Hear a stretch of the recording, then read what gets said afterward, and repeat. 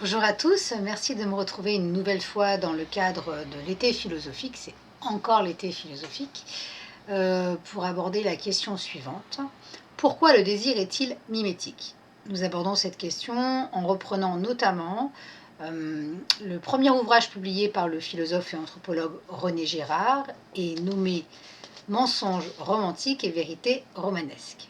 Donc, cet ouvrage est publié en 1961. René Girard est né en 1923, il est mort en 2015. Et il est surtout remarquablement reconnu pour toutes les réflexions qu'il mena autour de la notion de bouc émissaire. Ceci dit, nous, ce qui nous intéresse, c'est le désir. Et le désir dans sa dimension mimétique. Alors, parce que nous pensons que d'abord, c'est assez contradictoire de mettre désir et mimétisme dans la même expression. En effet, il semble a priori que désirer est une affaire de singularité, et l'affaire de l'intimité et l'affaire du propre, et non pas du commun, du collectif et de l'imitation. Et nous pensons, bien sûr, romantiques que nous sommes, que lorsque nous désirons, nous ne savons pas trop pourquoi, mais nous désirons et c'est nous qui désirons et nous désirons bien cet être que notre désir définit comme étant l'objet de notre désir. Eh bien, non, nous dit René Girard, il n'en va pas ainsi, car le désir est non pas une relation linéaire entre le sujet qui désire et l'objet désiré, mais une relation triangulaire entre le sujet, toujours, moi qui désire, la représentation d'un rival et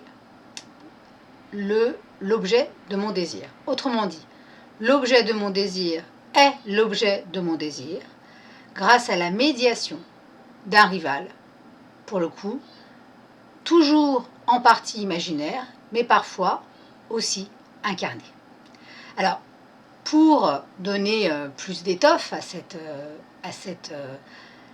première proposition, nous pouvons faire retour sur la citation qui ouvre en quelque sorte le livre Vérité romantique et mensonges romanesques, qui est une citation en fait que René Girard fait de Marcel Proust dans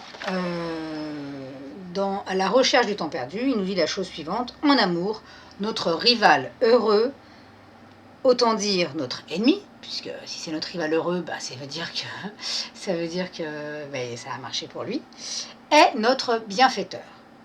À un être qui n'excitait en nous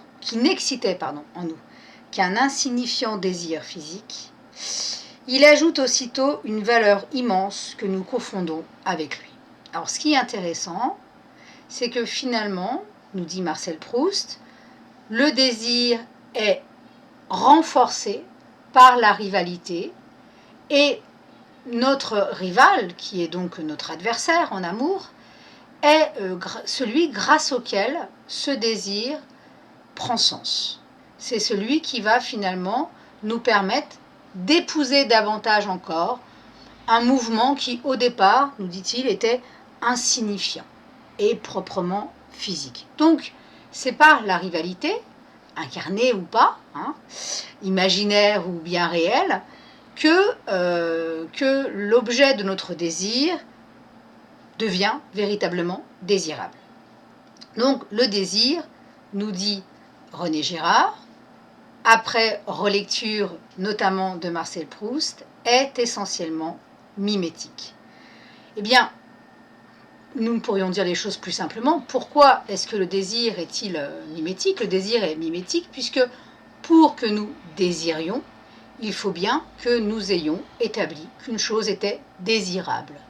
Or, comment établir qu'une chose est désirable sans nous représenter ce que le désir signifie pour d'autres que nous, ou comment cet objet de notre désir apparaîtrait aux yeux des autres. Et ainsi nous élisons un modèle, une représentation imaginaire, un rival à qui nous donnons la vertu suprême, finalement, de donner à notre désir une consistance, une réalité. En somme, le désir est à la fois ce par quoi nous allons nous exprimer dans toute notre singularité, ce qui nous met en mouvement, ce qui nous permet de nous élever, et en même temps, ce par quoi nous affirmons de manière extrêmement évidente notre dépendance au regard des autres, notre dépendance absolue et nécessaire, non seulement au regard des autres, mais on pourrait presque dire aux autres et à la représentation des autres. Ce qui est mystérieux, c'est la nature de cette représentation, puisque nous sommes quand même les auteurs de nos représentations. Or, nous dit René Girard à la suite justement de Proust, nous confondons cette représentation avec l'objet même de notre désir. Ce qui rend assez vertigineux le fait que finalement, ce qui rend assez vertigineux un fait, à savoir quelle est la consistance réelle de l'objet de notre désir. Cette question, Rousseau, bien avant Girard, dans La Nouvelle Héloïse, l'avait aussi évoqué en faisant remarquer qu'en général, nous guérissions d'un mouvement amoureux, d'un désir par un autre désir.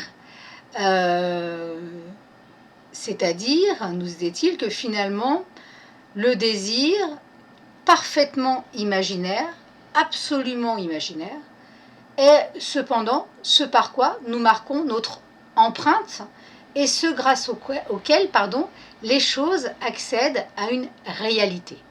Autrement dit, c'est par le désir que nous pensons, finalement, nous organisons notre monde, notre réalité. Alors, il a une formule, Rousseau, assez célèbre. Dans La Nouvelle Héloïse, il dit « Malheur à qui n'a plus rien à désirer, il perd pour ainsi dire tout ce qu'il possède ». Alors, ce disant, en fait, il joue évidemment sur l'inconsistance du désir qui est parfaitement imaginaire et la supposée consistance de ce que nous possédons, de la réalité. Et il nous dit, finalement, cette consistance, ce que nous possédons n'existe, n'est réel que par la médiation du désir qui, lui, est parfaitement imaginaire. Et au départ, en fait, René Girard, finalement, reprend cette proposition, en insistant, par contre, sur une dimension plus anthropologique, et que nous nommons mimétisme, et qui nous fait penser que le désir est d'abord une affaire de représentation, de situation d'un individu, non pas simplement face à un autre individu, mais face à un modèle, face à ce qui lui semble désirable. En ce sens, le désir est donc aussi, puisqu'il est mimétique, est aussi finalement conformiste.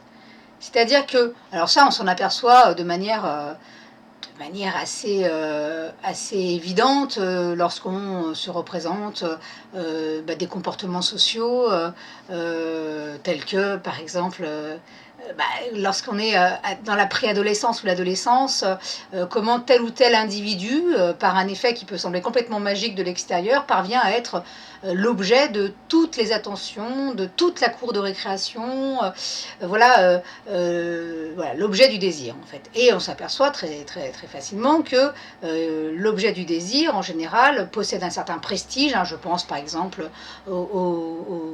à tous les films américains, tous les films réservés aux adolescents, où en général vous avez un garçon ou une fille qui est l'objet du désir dans la mesure où il est particulièrement remarquable, non pas par sa beauté, mais parce qu'il est populaire. Et cette notion de popularité a beaucoup de sens en fait pour notre propos. Il est populaire, c'est-à-dire que plus on va s'approcher de cet individu et plus une sorte de prestige qui entoure cet individu, plus ce prestige déborde ou semble déborder sur nous. Ou alors, au contraire, on fait partie de la catégorie des losers, c'est-à-dire ceux qui sont le plus loin possible de cet individu. Or, cet individu lui-même, en général, parce que parfois, bien que souvent incarné dans les séries américaines, il se peut aussi parfois qu'il existe réellement dans un collège ou un lycée de France ou de Navarre, et qu'on le rencontre quelques années plus tard, et là, on se rend compte qu'évidemment, tout cela n'était que chimère.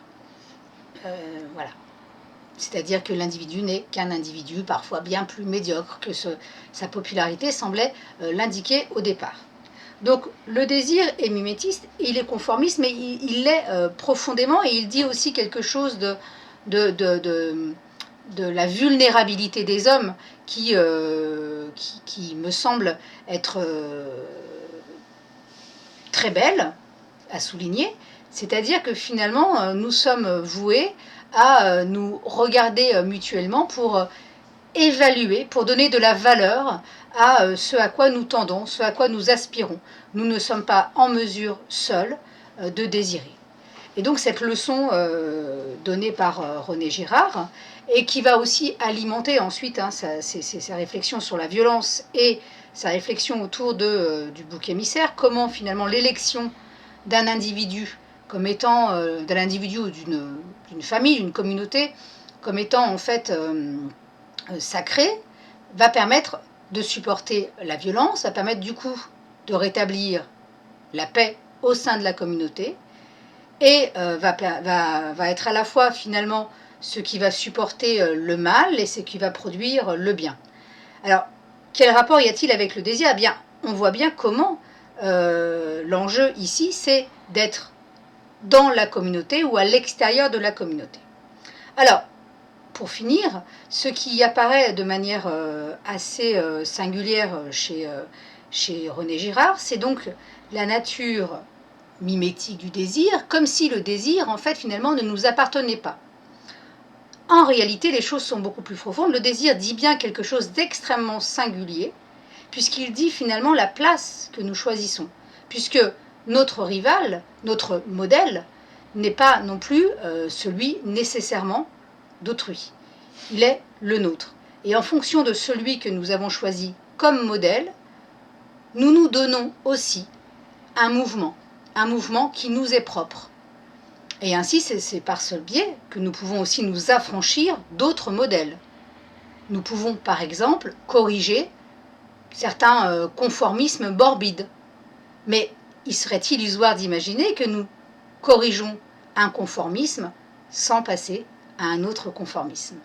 Voilà, donc j'espère que j'ai un petit peu éclairé cette question, et je vous dis à bientôt. Au revoir.